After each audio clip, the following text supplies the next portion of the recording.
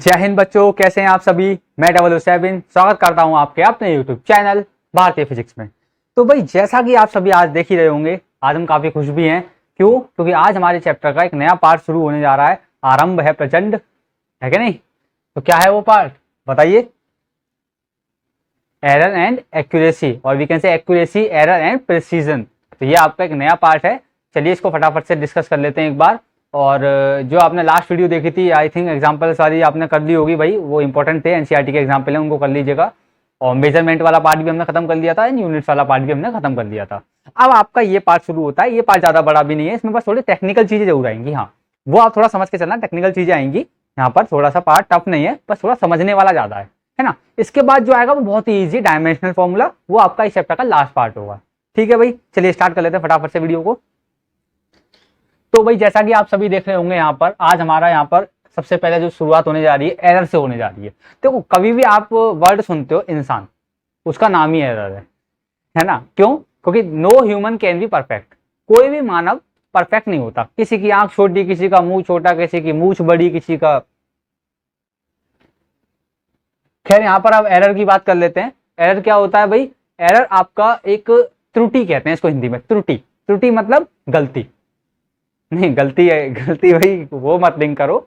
गलती मतलब सिंपल ये है कि कभी भी इंसान कोई भी काम करे, देखो परफेक्ट नहीं हो सकता, हल्का फुल्का उसमें एरर रह जाएगा। मैं आपसे बोलूंगा आप इसकी लेंथ मुझे पता करके बताओ मार्कर की, आप क्या करोगे? नापोगे। अब मैं आपसे बोलूंगी भाई इसको और जूम करो, जूम करके नापोगे, फिर और जूम करो, इसको जूम करके नापोगे। मतलब आप क्या कर रहे हो? जूम करने का मतलब इसकी लिमिट बढ़ा रहे हो। मीटर तक नापा, पहले आपने मीटर स्केल से नापा, फिर आपने सेंटीमीटर स्केल से, फिर मिलीमीटर से, उसके भी अंदर और गई। तो आप फिर क्या करोगे भाई? एरर करना शुरू कर दोगे। जैसे मैं आपको बताऊं कि इसकी लेंथ कितनी होगी मार्कर की। इसकी लेंथ होगी 0.00012359, है ना, किलोमीटर। पक्का किलोमीटर है तो मतलब ये हो जाएगी कुछ 0.12359 मीटर। ठीक है, अब इसको और चेंज कर दो mm में, या mm में करोगे तो 12.3596 mm। अब तो ठीक है। वैसे मार्कर की लेंथ नहीं है, तो इसके पॉइंट की लेंथ है भाई, ये जो पॉइंट है। चलो इस पॉइंट के बारे में डिस्कस कर लेते हैं कि ये आपका पॉइंट है। अब इसकी ये जो लेंथ है पॉइंट की, अब हम इसमें बोलेंगे भाई आपने मेजर करी तो इतनी आई, मैं मेजर करूंगा तो हो सकता है 96 की जगह यहाँ पर 75 आ जाए। ठीक है, कोई और मेजर करेगा तो यहाँ पर 82 आ जाए। तो चलिए भाई, यहां तक का आपका हो गया है। तो अब इसके आगे देख लेते हैं कि ये जो आपके एरर आ रहे हैं छोटे छोटे से, एक तरीके से मिसकंसेप्ट जो आ रहे हैं यहाँ पर मेजर करने में, इसी को आप एरर कहते हो। तो डेफिनेशन क्या बनती है? बहुत ही सिंपल है। देखो भाई कि द डिफरेंस, ठीक है, डिफरेंस अंतर किसका? अमाउंट। अमाउंट को देखो आप मैग्नीट्यूड बोलते हो, अभी आप आगे पढ़ोगे काइनेमेटिक्स में कि मैग्नीट्यूड क्या होगा। वैसे आप अमाउंट को ही मैग्नीट्यूड बोलते हो, किसी भी फिजिकल क्वांटिटी के अमाउंट को मैग्नीट्यूड बोला जाता है। ठीक है, ऑफ ए मेजर्ड और true value is called error, है ना। और लगा सकते हो या एंड भी कर सकते हो आप यहाँ पर। इसका मतलब क्या है भाई? कि हमने जो वैल्यू नापी है, मेजर करी है अपने हाथ से, ऑब्जर्व वैल्यू है, ठीक है ना, जो आपने ऑब्जर्व वैल्यू करी है, उसका अंतर अगर हम निकाल दें ट्रू वैल्यू से, ये तो रही एरर की बात। आगे आएंगे एक्यूरेसी पर फटाफट से। It tell us how close the measured value to the true value of any physical quantity. इसका मतलब क्या है? ये हमको एक्यूरेसी जो चीज होती है वो हमको सिंपल ये बताती है। मैं आपसे बोलूंगा आप में एक्यूरेसी ज्यादा है, ये बेसिकली क्या हो गई? हैबिट हो गई, ये आपकी प्रॉपर्टी हो गई, सिंपल। तो एक्यूरेसी एक ऐसी प्रॉपर्टी है जो हमको ये बताती है भाई कि आप कितना क्लोज हैं, कितना पास हैं, किसके कितना पास हैं, क्या मेजर वैल्यू आपने जो मेजर करी है वैल्यू, वो कितना पास है किससे? ट्रू वैल्यू से। इस तरीके से इसकी डेफिनेशन बनाई जाती है कि मेजर्ड वैल्यू ट्रू वैल्यू के कितना पास है। आप कहोगे सर एक के नीचे एक है, बिल्कुल पास है। चलिए, तो मेजर वैल्यू ट्रू वैल्यू के कितना पास है, तो वही किसी भी फिजिकल क्वांटिटी को मेजर करते समय जब आप निकालते हो मेजर वैल्यू, ट्रू वैल्यू के वो जितना पास होगी उतनी ही अच्छी एक्यूरेसी मानी जाएगी। जैसे कि हम आपसे बोले कि किसी बच्चे ने निकाला 9.999999, इस तरीके से, इसका मतलब बहुत ज्यादा पास है किसके? 10 mm के। ध्यान रखना आप लोग, किसी की आई 8.99999, तो वो क्या 1 mm कम हो गई लगभग, तो इसका मतलब उसमें एरर है। ठीक है, इस प्रकार से हम लोग देख लेते हैं यहाँ पर। नेक्स्ट आओ आगे, प्रिसीजन। प्रिसीजन कुछ नहीं है, अभी आगे इसके बारे में और भी पढ़ेंगे कि it tell us to what resolution. Resolution मतलब एक तरीके से लीस्ट काउंट वाली बात आ जाती है। लीस्ट काउंट अभी आगे पढ़ेंगे, उसमें ये रिजोल्यूशन समझ में आएगा आपको। जैसे मैं आपसे बोलूं कि आपके पास ये स्केल है, आप इसे जूम कर दो, फुल जूम कर दिया। अब आप देखोगे इसमें कितने डिविजन है, जो नॉर्मल मीटर स्केल होता है उसमें 1 mm होता है, 1 mm से छोटी की डिस्टेंस आप उससे मेजर नहीं कर पाओगे, तो उसका जो रिजोल्यूशन हो गया 1 mm हो गया, कि आप उसे जूम कर करके खाली 1 mm तक ले जा सकते हो। ठीक है, वही आपका रिजोल्यूशन। जैसे आप पिक्सल्स देखते हो ना, मोबाइल में पिक्चर होती है, उसका रिजोल्यूशन होता है कुछ, जितना और जितनी अच्छी रिजोल्यूशन की पिक्चर होगी उतना ज्यादा उसे आप जूम कर सकते हो। तो वही जिसका जितना अच्छा रिजोल्यूशन होगा उसकी लिमिट जूम करने की उतनी ज्यादा होगी। ठीक है ना, तो वही वाली बात है, रिजोल्यूशन या लिमिट किसकी, फिजिकल क्वांटिटी की, is measured by the measuring instrument. मतलब क्या हुआ कि प्रिसीजन आपको ये बताता है कि कितना रिजोल्यूशन है या लिमिट है फिजिकल क्वांटिटी को मेजर करने की, किसके द्वारा, इंस्ट्रूमेंट के द्वारा। इंस्ट्रूमेंट से जिससे हम मेजर कर रहे हैं, तो प्रिसीजन हमेशा इंस्ट्रूमेंट का होता है। प्रिसीजन आपका क्या है, एक इंस्ट्रूमेंट की ही प्रॉपर्टी है कि वो कितना ज्यादा लिमिट तक उसको मेजर कर सकता है एक्यूरेटली। ठीक है, नेक्स्ट आपका नोट क्या कहता है भाई, ये बहुत इंपॉर्टेंट है भाई, इसको ध्यान से समझ लेते हैं फटाफट। देखो, अगर आपका एक्यूरेसी ज्यादा कर दी जाए, बढ़ा दी जाए एक्यूरेसी, ध्यान से समझना इस चीज को, तो प्रिसीजन आपका लो कर दिया जाएगा। समझ में आ रही है बात, अगर आपने एक्यूरेसी बढ़ा दी तो प्रिसीजन लो हो जाएगा। कैसे बताएंगे इसको अभी, देखो। और अगर आपने एक्यूरेसी लो कर दी है यहाँ पर, तो प्रिसीजन आपका हाई हो जाएगा यहाँ पर, ये आपकी बात यहाँ पर कही जाती है। तो ये कैसे होता है इसको देख लेते हैं। ठीक है, तो चलिए भाई देख लेते हैं यहाँ पर फटाफट से। देखो यहाँ पर अब कैसे होगा, जैसे मैं आपसे बोलूं भाई एक्यूरेसी, आपको सबसे पहले पहला वाला केस देख लेते हैं। यहाँ पर पहला केस क्या कहता है कि एक्यूरेसी मोर है। सिंपल है, मोर का मतलब क्या होगा, मान लो इसकी ट्रू वैल्यू निकाल दो आप। तो ट्रू वैल्यू है आपकी, टी फॉर ट्रू वैल्यू, ये आपने बोला कि साहब 5 mm का मार्कर का लेंथ है, इस मार्कर का लेंथ 5 mm है। ठीक है, हमने आपसे बोला प्रिसीजन लो है, आप जिससे नाप रहे हो वो सिंपल आपका क्या है बताइए, मीटर स्केल से आप नाप रहे हो। तो प्रिसीजन यहाँ पर मीटर स्केल का कितना होता है भाई बताइए, 1 mm होता है। ध्यान रखना ये प्रिसीजन है आपका, लिख देते हैं यहाँ पर, प्रिसीजन है आपका ये। तो प्रिसीजन आपका जो है वो 1 mm है, कोई दिक्कत, तो 1 mm है इसका। जब आप इसे नापोगे तो आपका लगभग लगभग जो मेजर्ड वैल्यू आ जाएगी आपकी एमवी, वो 5 mm ही आ जाएगी। कोई दिक्कत नहीं, आप आराम से इसको नाप सकते हैं। लेकिन अगर हम क्या करते हैं, प्रिसीजन को बढ़ाएं यहाँ पर धीरे धीरे, मैं आपसे बोल दूं प्रिसीजन mm में नहीं है, अब किसमें है, 10⁻⁻5 में है, या 10⁻�6 में पहुंच गया, तो ये आपका माइक्रोमीटर में आ गया अब। ठीक है, तब आप अगर इसे नापोगे और अलग अलग लोग इसे नापेंगे, तो कोई तो साहब कहेगा कि सर ये 5 पॉइंट, क्योंकि पॉइंट में भी आंसर आएगा फिर, क्योंकि आप जो नाप रहे होंगे ना बेटा, वो अब इस समय माइक्रोमीटर में नाप रहे होंगे इसको, तो माइक्रोमीटर में इसको कन्वर्ट करोगे तो कितना हो जाएगा, 5000 हो जाएगा। ये 1 2 3 5000 माइक्रोमीटर आना चाहिए निकल के। समझ रहे होंगे आप, आई थिंक सो, क्योंकि आप पढ़ चुके हो कि 10⁻³ है, यहाँ पर कितने का अंतर है, 10⁻³ का ही अंतर है, तो हमने 5000 कर दिया इसको, 5000 माइक्रोमीटर हो गया ये। तो अब यहाँ पर आप, मैंने ये देखो, ये ट्रू वैल्यू है, ट्रू वैल्यू तो यही है, लेकिन जब आप मेजर करोगे तो हो सकता है भैया आप जो मेजर वैल्यू निकालोगे ट्रू वैल्यू हो जाएगी इस कंडीशन में। ठीक है ना, ट्रू वैल्यू ये आपकी हो जाएगी यहाँ पर। जब आप मेजर वैल्यू निकालोगे तो कितना आएगा ये बताइए, बोलो। ट्रू वैल्यू, मेजर वैल्यू कितनी आ सकती है, हो सकता है आप 49750 निकाल दें वही माइक्रोमीटर में, कोई निकाल दे 49850। तो आप ये चीज देख रहे होंगे, जैसे जैसे आप प्रिसीजन बढ़ाओगे, रिजोल्यूशन बढ़ाओगे, तो ये और ज्यादा क्या हो सकती है, एरर आने की संभावना हो सकती है।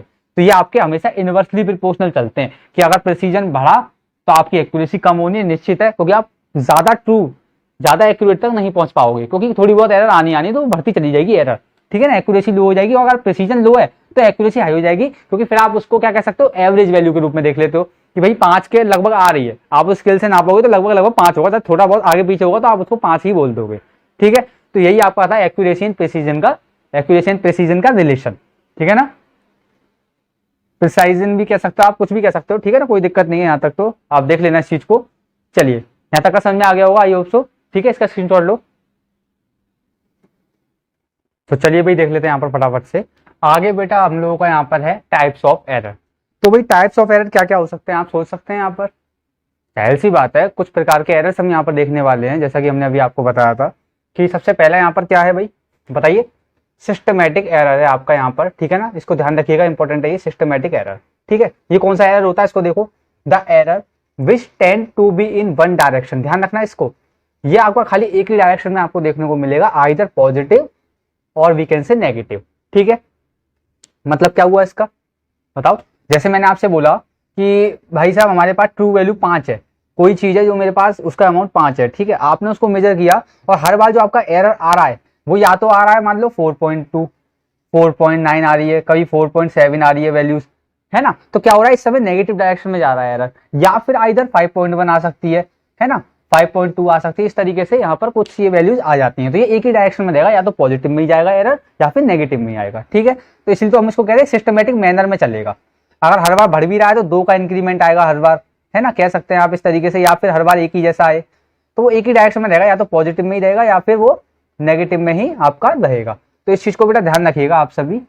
चलें आगे। चलो अब इसका कॉज क्या होता है, ठीक है। कॉज यहाँ पर देखो सबसे ज्यादा कुछ खास नहीं है, इंस्ट्रूमेंट के द्वारा हो सकता है, या तो ये एरर या फिर आपके इम्परफेक्शन, आपकी गलतियों से ही हो सकता है, जो भी आप टेक्निक यूज कर रहे हो, है ना, और पर्सनल एरर यहाँ पर हो सकता है, ठीक है ना। तो इसका कोई ऐसा जरूरी नहीं है, मैंने आपको पहले ही बताया था कि आप कुछ चीज को मेजर कर रहे हो, मान लो हवा चली और वो आपका हाथ थोड़ा सा हिल गया या डिस्टर्ब हो गया किसी कारण, है ना, सराउंडिंग की वजह से या किसी भी टेक्निक की वजह से, जो आप टेक्निक यूज कर रहे हो, तो उस टेक्निक के इम्परफेक्ट होने की वजह से आपका यहाँ पर किसी भी क्वांटिटी को मेजर करते समय एरर आ सकता है। कोई दिक्कत नहीं आता किसी को भी, नहीं ना। चलो आगे देख लेते हैं। अब आता है आपका बेटा रैंडम एरर। भाई रैंडम का मतलब तो आपको पता है, रैंडम का मतलब क्या, कोई निश्चित नहीं, अनिश्चित, ठीक है। तो अनिश्चित है तो यहाँ पर क्या होगा, the error which occurs in irregular manner. ध्यान रखना यहाँ पर, ध्यान से देखो इसको, इरेगुलर मैनर है ये, in the magnitude and direction as well, ठीक है भाई। तो ये डायरेक्शन में भी रहेगा आपका और मैग्नीट्यूड में भी हो सकता है, मतलब कोई मैनर नहीं है। हो सकता है कभी पॉजिटिव एरर आ गया, मान लो 5 अगर वैल्यू थी यहाँ पर, तो कभी तो हो गई 4, कभी हो गई 3, है ना, कभी एकदम से बढ़कर 7 आ रही है आपकी वैल्यू निकल के, तो ये आपका इरेगुलर है। ये आपका किसकी वजह से हो सकता है, देखो यहाँ पर चेंजिंग द पोजीशन। जाहिर सी बात है, अगर आप एक्सपेरिमेंट कहीं अलग अलग जगह पर करोगे तो हो सकता है उस पर पोजीशन का फर्क पड़ जाए, क्योंकि अर्थ की ग्रेविटी भी हर जगह अलग अलग होती है, हम आगे पढ़ेंगे अभी, ठीक है ना। अगर ग्रेविटी से रिलेशन है तो लोकेशन की बात आ गई, ठीक है ना, location of instrument and personal error यहाँ पर देख सकते हैं। It can be remove by taking readings again and again. देखो ये रिमूव कैसे होगा, आप जो रीडिंग लोगे वो अगेन एंड अगेन लोगे, ठीक है। And note that readings and find the mean. Mean मतलब यहाँ पर बेसिकली किससे है बेटा, एवरेज से है। यहाँ पर ध्यान रखिएगा इस चीज को, एवरेज ऑफ देम, आप उनका एवरेज ले लोगे तो आपको एक पर्टिकुलर 4-5 के आसपास की वैल्यू मिल जाएगी, ठीक है। नेक्स्ट आओ अब आगे, लीस्ट काउंट और कांस्टेंट एरर। ये क्या है भाई, तो देखो भाई लीस्ट काउंट एरर जो होता है आपका, the error which is constant and continuous, मतलब कांस्टेंट हो और कॉन्टिन्यूअस हो, रिपीटेड इन ऑल ऑब्जर्वेशंस। इसका मतलब क्या हुआ, आपने किसी एक्सपेरिमेंट को किया, ठीक है, एक बार किया, 2 बार किया, हर बार क्या एक ही जैसा एरर आ रहा है। मान लो आपकी वैल्यू 5 है, लेकिन आपका एरर मतलब जो आपने वैल्यू निकाली है वो क्या आ रही है, 3 आ रही है हर बार, ठीक है। तो वो 2 का जो अंतर है, एरर हो गया 2, तो ये जो 2 एरर है हर बार आएगा, हर बार 2 का ही आ रहा है, ठीक है ना, बताओ, और कॉन्टिन्यूसली आ रहा है हर ऑब्जर्वेशन में, ठीक है। अब it is associated with the least count of the measuring instrument. तो देखो भाई यहाँ पर इसका कांस्टेंट एरर तो समझ में आ गया होगा, क्योंकि कांस्टेंट होता है, ये कंटिन्यूअस होता है। लीस्ट काउंट का क्या मतलब है यहाँ पर, वही अब आपके बात करनी है आगे कि it is associated with the least count of the measuring instrument. तो सर ये लीस्ट काउंट क्या है मेजरिंग इंस्ट्रूमेंट की, ये बता दीजिए फटाफट से, है कि नहीं, यही तो बताना है अब हमको। तो चलिए देख लेते हैं यहाँ पर फटाफट से आगे, एक बार इसका स्क्रीनशॉट ले लो आप। चलिए भाई देख लेते हैं यहाँ पर फटाफट से, देखिए इसको। जैसा कि हमने आपको बताया था, अभी हमने देखा था इससे पहले कि हमने लीस्ट काउंट एरर के बारे में पढ़ा था। उसमें हमने क्या पढ़ा था कि जब कांस्टेंट एरर को बेसिकली लीस्ट काउंट एरर कहते हैं आप, तो कांस्टेंट एरर में बस आपको ये देखना था कि जो भी एरर आ रहा है अगर वो कॉन्स्टेंटली आ रहा है ना, हर बार एक जैसा आ रहा है और कंटिन्यूअस आ रहा है, तो वहां पर हम क्या सोचते हैं इससे, मतलब ऐसा कब हो सकता है, तो वही हमको देखना है यहाँ पर। लीस्ट काउंट नाम क्या है, कैसे आया, इस चीज के बारे में हम देख लेते हैं फटाफट से यहाँ पर। जैसा कि आप सभी देख रहे होंगे यहाँ पर लीस्ट काउंट क्या होता है, सबसे पहले इसको समझ लेते हैं। तो द स्मॉलेस्ट, ठीक है भाई, the smallest value that can be measured. ध्यान रखना इसको, एक ऐसी स्मॉलेस्ट वैल्यू जो मेजर करी जाती है किसी भी मेजरिंग इंस्ट्रूमेंट के द्वारा, जिस भी इंस्ट्रूमेंट से आप मेजर कर रहे होंगे, is called a least count of that instrument. मतलब ये एक कुछ नहीं है, एक स्मॉलेस्ट वैल्यू है किसकी, जिस डिवाइस से आप मेजर कर रहे हो उसकी, ठीक है, कि वो कहां तक नाप सकता है, कितना ज्यादा स्मॉलेस्ट वैल्यू तक या डीप तक वो जाकर मेजर कर सकता है किसी भी चीज को। लेंथ की बात करोगे तो जैसे मान लो मीटर स्केल में हमने आपको बताया था 1 mm में 1 मिलीमीटर से कम की तो आप नहीं नाप सकते, वहां पर जो स्मॉलेस्ट डिवीजन होगा दिखा देते हैं चलो आपको। जैसे कि मान लो भाई आपके पास ये मीटर स्केल है, तो भाई इसमें आप सभी देख रहे होंगे यहाँ पर, इस मीटर स्केल के अंदर देखो यहाँ पर ये जो स्मॉलेस्ट डिवीजन आपको दिखाई दे रहे हैं, ये जो स्मॉलेस्ट डिवीजन आपको दिखाई दे रहे हैं नीचे वाले, यहाँ पर सेंटीमीटर वाला स्केल है, ये जो नीचे वाला जो यहाँ पर डिवीजन है, एक डिवीजन मतलब एक छोटा सा एक पॉइंट से दूसरे पॉइंट पे जब आप जाओगे तो 1 mm की डिस्टेंस तय हो जाएगी यहाँ पर, ठीक है, कोई दिक्कत नहीं होगी ना। 1 mm डिस्टेंस है सबसे छोटी जो है इसमें डिवीजन, ठीक है। तो यही इसका क्या हो गया, लीस्ट काउंट। इस मीटर स्केल का लीस्ट काउंट क्या हो गया, 1 mm। कोई भी दिक्कत यहाँ तक किसी को भी। अच्छा, इसको 1 mm को और क्या लिख सकते हो आप, 0.1 सेंटीमीटर कह सकते हो फिर, ठीक है ना। तो 0.1 सेंटीमीटर कहने का मतलब क्या है कि 1 सेंटीमीटर, यहाँ पर आप देख रहे होंगे 6 से 7, मान लो ये 1 से 2 पर जाओगे या 3 से 4 पर आप जाओगे यहाँ पर, तो कितने डिवीजन आपने पार कर लिए, आपने कर लिए 10 डिवीजन पार। तो अपॉन 10 कर दोगे तो 0.1 सेंटीमीटर आपका लीस्ट काउंट आ जाएगा, स्मॉलेस्ट वैल्यू आ जाएगी स्केल की। कोई दिक्कत नहीं आता किसी को भी, नहीं ना। इसी प्रकार से आप अलग अलग जो आपके पास इंस्ट्रूमेंट्स होते हैं उसकी वैल्यूज आप लोग यहाँ पर मेजर कर लेते हैं, या लीस्ट काउंट आप इजीली निकाल सकते हैं उसमें से देखकर, ठीक है। तो यहाँ पर एक फॉर्मूला बनेगा लीस्ट काउंट का, उसको देख लेते हैं। देखो भाई, चलिए पहले लीस्ट काउंट तो समझ में आ गया होगा ना। तो लीस्ट काउंट का फॉर्मूला सिंपल होता है कि भाई लीस्ट काउंट एलसी बराबर क्या होता है आपका, बताइए। आप ये कह सकते हो नंबर ऑफ डिविजन्स, या वैल्यू आप कह सकते हो value of one unit divide by, बताओ क्या होगा, हाँ value of one unit divide by number of divisions.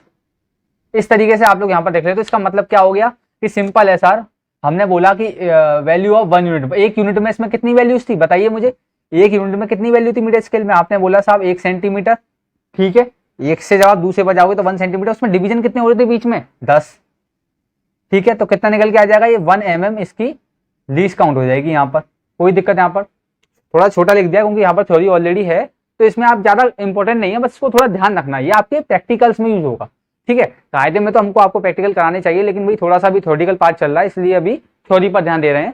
तो ध्यान रखना, लीस्ट काउंट आपका यही है कि value of one unit upon total number of divisions in one unit, मतलब ठीक है ना। तो 1 सेंटीमीटर अपॉन 10 बराबर 1 mm इसकी लीस्ट काउंट हो गई। इस तरीके से निकाल लेते किसी भी डिवाइस की। तो आगे यहाँ पर क्या बोल रहा है, अच्छा एरर की बात कर लेते हैं जिसके लिए हमने ये पढ़ा है। तो यहाँ पर एरर क्या बोलता है भाई, least count error can be minimize. अच्छा, लीस्ट काउंट एरर यही हो जाएगा, कहने का मतलब ये है कि अगर आप जितना, जैसे आपने जो स्केल लिया था वो लिया 1 सेंटीमीटर जो मैंने आपको दिखाया था, किसी और बच्चे ने लिया वो लिया फीट वाला, है ना। फीट वाले भी स्केल्स आते हैं, या 1 मीटर वाले मीटर स्केल भी आ जाते हैं जो खाली मीटर में ही होंगे, बड़े बड़े स्केल्स जो होते हैं। तो उससे जब आप मेजर करोगे किसी मार्कर की या किसी भी चीज की, तो वहां पर एरर क्या होगा, एक्चुअलिटी में बहुत कम रहेगा। जितना डीप जाकर आप इसको मेजर करोगे उतना ही ज्यादा इसमें एरर आएगा, जो कि हमने अभी बताया था आपको कुछ देर पहले, ठीक है। तो चलो अब आगे आ जाते हैं इसमें। The least count error can B minimised, ये किस तरीके से मिनिमाइज किया जा सकता है, कम किया जा सकता है, by taking the instrument of higher precision.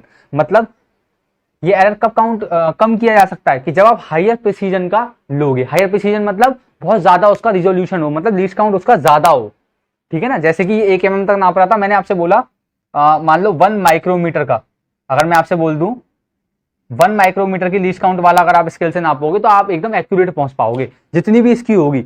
जैसे 1.3456 mm है अगर इसकी लेंथ, तो आप टोटल जा सकते हो, क्योंकि आपके पास माइक्रोमीटर तक नापने वाला क्या है, लीस्ट काउंट है उसका अवेलेबल, तो आप आसानी से नाप लोगे पॉइंट्स में भी, ठीक है।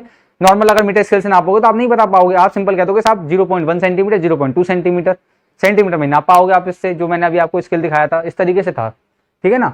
अब आगे देखिए, का डिवीजन स्केल अगर किसी भी स्केल पर है ना, तो उसकी लीस्ट काउंट क्या हो जाएगी आपकी 1 mm हो जाएगी, जिसको आप 0.1 सेंटीमीटर कह सकते हो। दूसरा आता है आपका वर्नियर कैलिपर, ये आप लैब में देखोगे भाई, एक तरीके से थोड़ा सा मतलब पेप रिंच टाइप होता है, आपने अगर सुना हो पेप रिंच आती है उस तरीके से, उसमें 2 हुक होते हैं, इस प्रकार से जॉ होती है, इसको आप जैसे ऐसे करोगे इस तरीके से टाइट होकर चला जाता है, उसका बार्सल होता है जो, है ना। तो ये पेप रिंच की तरह होता है क्या, वर्नियर कैलिपर। तो आप इसको पाइप रिंच की तरह होता है ना ये, तो उसका जो लीस्ट काउंट होता है वो डायरेक्ट आप याद रखना 1 सेंटीमीटर, या फिर इसी को आप क्या कह सकते हो भाई, ये हो जाएगा आपका 0.01 मीटर हो जाएगा बेटा। ये मीटर में अगर आप जैसे लिखना चाहो तो इसको ऐसे लिख सकते हो आप, ठीक है, 0.01 मीटर में। ये आपका बहुत छोटा होता है, क्यों, इसको हमने क्यों यूज किया स्क्रू गॉज को। वर्नियर कैलिपर तो यहाँ तक का नाप सकता है 1 सेंटीमीटर तक का, वो तो स्केल भी नाप लेता है, स्केल इससे ज्यादा ही नाप लेता है, बल्कि स्केल तो जो हमारे पास आजकल आ रहे हैं, लेकिन मेन होता है और छोटा। अगर हमें जाना है डीप में तो सबसे छोटा आपका जो लैब में आपको मिलेगा वो होगा स्क्रू गॉज, ठीक है भाई। स्क्रू गॉज काफी ज्यादा अच्छा माना जाता है। स्क्रू गॉज क्या मेजर करता है, आपके थिकनेस ऑफ वायर, जो आप वायर यूज करते हो ना लैब्स में, रेजिस्टेंस वगैरह जिसका आप निकालते हो, उन वायर्स की जो डायामीटर है वो किससे मेजर करी जाएगी, बहुत पतली होती है वो, तो वो करी जाएगी आपकी स्क्रू गॉज से। वो कैसा होता है भाई, वो सिंपल एक प्लास की तरह आप कह सकते हो एक तरीके से, इसका शेप है, हम आपको दिखा देते हैं यहाँ पर, कुछ इस प्रकार से यहाँ पर होता है, ये सिलेंड्रिकल टाइप में इस प्रकार से होता है ये, ठीक है। यहाँ पर इसमें क्या होता है, वायर लगा देते हो और इसको आप घुमा घुमा के इस जगह पर आप टाइट कर रहे होते हो। तो स्क्रू गॉज जो है आपका 0.001 mm है इसकी, तो इसको आप क्या लिख सकते हो आगे, ये इस प्रकार से लिखोगे आप 0.001 सेंटीमीटर। कोई भी दिक्कत बेटा यहाँ तक किसी को भी तो बताओ, नहीं होगी आई होप सो। इसको आप ऐसे भी लिख सकते हो। इसकी लीस्ट काउंट बता रहे हैं, दोनों लीस्ट काउंट है किसकी, ये बंदर कैलिपर की, ये स्क्रू गॉस की लीस्ट काउंट। ठीक है, लीस्ट काउंट आपका यहाँ पर होता है खत्म। बेसिकली ये पूरा पार्ट खत्म होता है एरर का। ठीक है, हमने थ्योरी पूरी पढ़ चुके हैं एरर के बारे में। अब हम करेंगे एक्सप्रेशंस कि सर इसके सवाल किस तरीके से आएंगे, न्यूमेरिकल पेपर में किस तरीके से पूछा जाएगा। ये तो हमने आपको खाली नॉलेज दी है, एग्जाम में एक्चुअलिटी में ऐसा ज्यादातर कुछ पूछा नहीं जाता है ना। ये तो लैब का वर्क था लीस्ट काउंट वाला, और जो आपने टाइप्स ऑफ एरर बताई थे वो भी ज्यादातर बहुत ही कम पूछे जाते हैं। तो अब जो मेन काम है एग्जाम रिलेटेड, या आप इंस्ट्रूमेंटेशन इसका देख सकते हैं ना, इंप्लीमेंट जो करना है अब आपको इस टॉपिक को, वो यहाँ से सीखेंगे अब। ठीक है, तो चलो देख लेते हैं यहाँ पर फटाफट से एक्सप्रेशन फॉर दी एरर्स। तो इसमें पहला देखो एक्सप्रेशन निकालेंगे हम अलग अलग तरीके से। तो पहली एक्सप्रेशन यहाँ पर, या पहला फॉर्मूला जो आएगा वो ट्रू वैल्यू के लिए आएगा।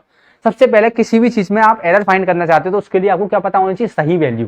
तभी तो उससे अंतर देखते हैं, मैंने आपको पहले ही बताया था। एरर मतलब क्या, अंतर ही तो है कि जो आपने ना पाया उसमें और जो असली वैल्यू, उन दोनों में अंतर ही तो है कि आप कितना गलत हो चुके हो, वही एरर कहलाता है। तो एरर के लिए सबसे पहले सही वैल्यू तो हो मेरे पास तो सिंपली ऑब्जेक्ट है, इसकी सही वैल्यू कहां से आएगी, वो अब हम निकालेंगे यहाँ से।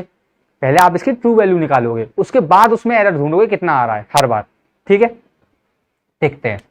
तो ट्रू वैल्यू क्या है भाई, एक फिजिकल क्वांटिटी जो कि मेजर करा हमने कितनी टाइम्स, n टाइम्स मान लो इसको मेजर किया गया है। ठीक है, n टाइम हमने मेजर करा, द मेजर्ड या ऑब्जर्व भी कह देते हैं इसको, जो आप मेजर वैल्यू होती है उसको ऑब्जर्व वैल्यू भी कहते हैं। कितनी हो गई, a1 a2 a3 dot dot dot an तक हमने अलग अलग प्रकार से इसकी वैल्यूज को मेजर किया। मतलब लेंथ मान लेना, मतलब पहले a मीटर आई, फिर a1 आई, फिर a2 आई, फिर a3 डॉट डॉट an तक आ गई। ठीक है, तो आपकी वैल्यूज आई है सिंपल। ठीक है, कॉन्स्टेंट वैल्यूज आई है, अलग अलग वैल्यूज आई है अलग अलग टाइम जब हमने इसको ऑब्जर्व किया या मेजर किया। नेक्स्ट अब आगे चलते हैं।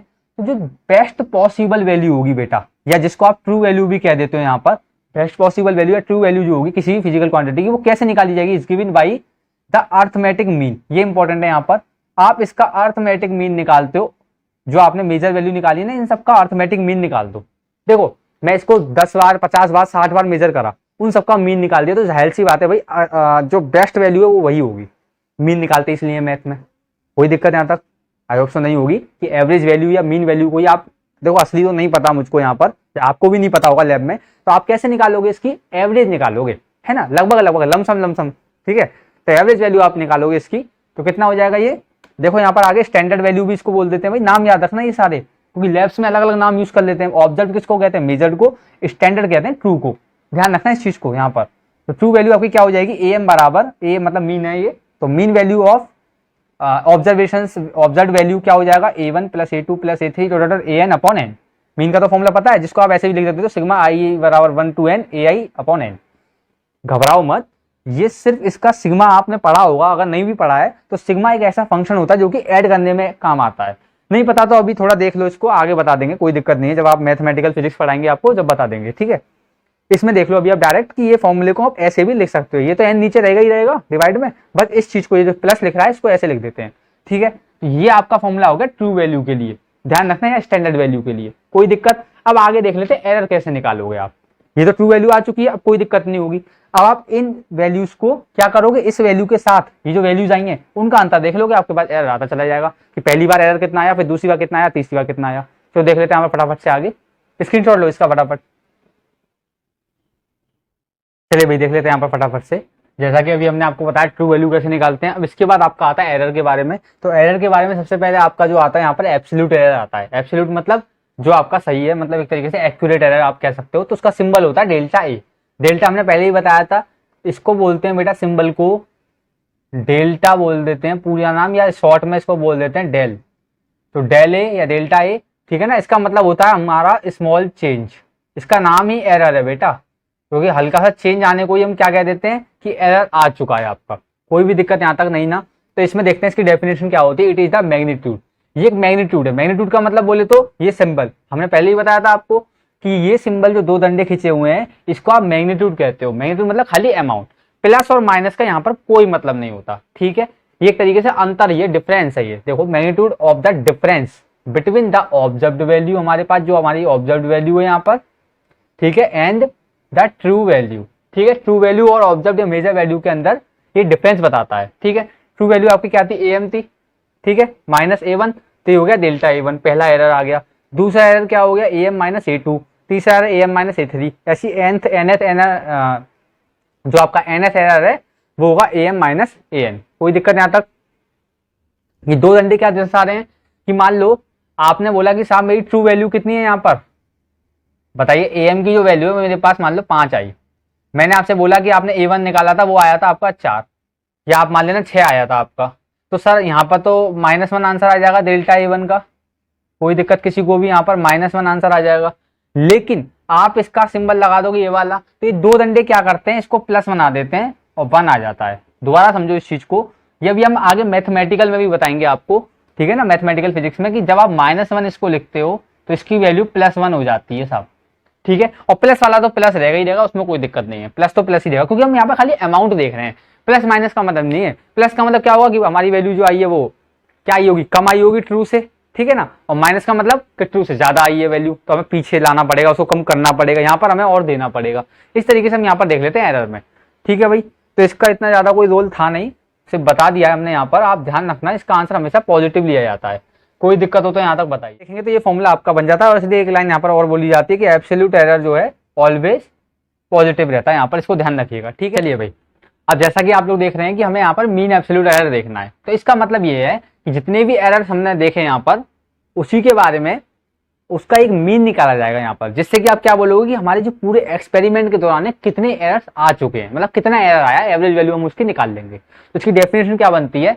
कि it is the arithmetic mean of all the absolute errors in all the measurement. इसका मतलब क्या हुआ, जितने भी आपने मेजरमेंट किए थे उस दौरान आपके एब्सोल्यूट एरर निकले थे A1 A2 A3, ठीक है, delta A1 delta A2 delta A3, ये आपके एरर्स निकल आए हर एक मेजरमेंट के दौरान, उन सबका अर्थमेटिक मीन निकाल दोगे तो वही आपका मीन एब्सोल्यूट एरर हो जाएगा, कोई दिक्कत नहीं होगी यहाँ पर। तो डेल्टा AM बराबर क्या हो गया, delta A1 plus delta A2 plus delta A3 dot delta AN upon n, कोई भी दिक्कत यहाँ तक।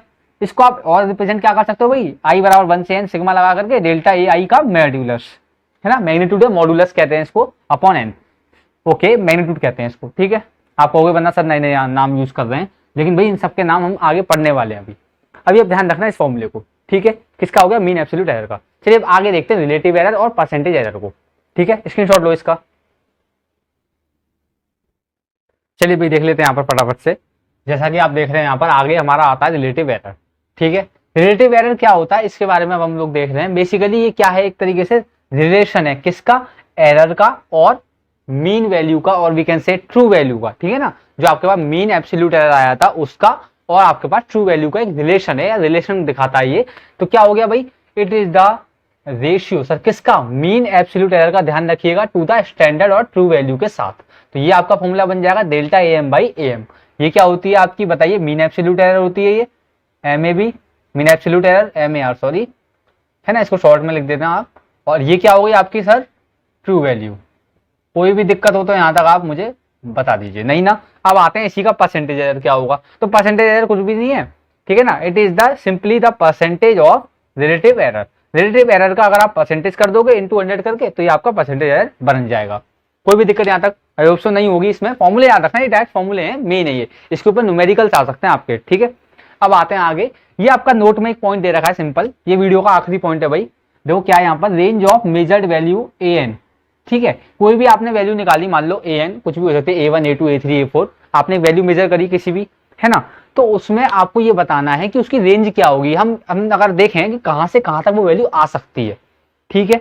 तो देखो वैल्यू जो भी आएगी आपको पता है मिनिमम ऑब्जर्व वैल्यू कौन सी हो सकती है, तो AM माइनस डेल्टा AM। आपको पता है ये एक पर्टिकुलर एरर हो गया हमारा, एवरेज वैल्यू ऑफ एरर है, ये आपकी ट्रू वैल्यू है। इनका अगर आप माइनस करते हो तो मिनिमम आप उतना जा सकते हो, क्योंकि आपने भाई ये जो बताता है ना, देखो एक और बात सुनना, मीन एब्सोल्यूट एरर जो बताता है आपका, वो ये बताता है कि आपकी दौरान ऑब्जर्वेशन करते दौरान आपका एवरेज एरर कितना आया, है ना। तो वो आपका एरर है, उसको अगर आप हटा दो तो मिनिमम वैल्यू आएगी। फिर ट्रू में से अगर आप उतना हटा दें तो वो मिनिमम वैल्यू हो जाएगी, उसी में अगर आप उतना ऐड कर दें ट्रू में तो वो आपकी मैक्सिमम हो जाएगी। मतलब जो आपकी वैल्यू आनी है निश्चित है ये मैथमेटिकली, कि यहां से लेकर के यहां तक के बीच में आनी है।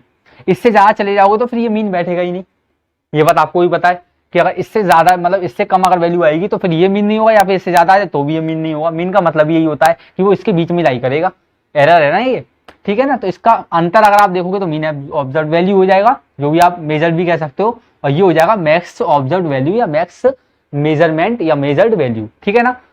चलो देख लेते हैं भाई यहाँ पर AM minus delta AM smaller than equal to है AN से, मतलब इसकी जो वैल्यू है ना AN की, वो क्या है, ग्रेटर देन इक्वल टू है किससे, AM माइनस डेल्टा AM से। इससे तो ज्यादा आएगी हमेशा, या बराबर भी आ सकती है, इक्वल टू लग रहा है, और इसके या तो बराबर आएगी या इससे हमेशा कम आएगी। तो ये आपकी रेंज हो गई। ठीक है भाई, आई होप सो यहाँ तक आपको कोई दिक्कत नहीं होगी। और अगर ये आपको समझ में नहीं आ पा रहा है तो ये आपको जब समझ में आएगा जब आप थोड़ा सा मैथ सीखेंगे अभी आगे। ठीक है ना, तो मैथमेटिकल फिजिक्स में इसको सिखाएंगे तब आप देखना ढंग से। अभी आप इसको याद रखना, इसकी रेंज होती है। ठीक है भाई, नेक्स्ट आपका आता है कॉम्बिनेशन ऑफ एरर्स। तो जैसा कि हमने बोला कि ये वीडियो का आखिर था, तो इसको टू बी कंटिन्यू करेंगे आपकी नेक्स्ट वीडियो में। तो आई होप सो वीडियो आपको अच्छी लगी होगी। ठीक है, इसी के साथ आप पहले अगर नहीं समझ में आ रहा किसी के तो वो दोबारा देखिए और पीछे की प्लेलिस्ट से वीडियो जरूर देखें। क्यों? क्योंकि आपको जब भी समझ में आएगा भाई चैप्टर का बीच चल रहा है, ये एक मिडिल में चल रहा है चैप्टर, इसके खत्म होने के बाद आपका आएगा डायमेंशंस, तो फिर वहां पर भी दिक्कत होगी। तो पीछे से देखते हुए आए आप वीडियो को।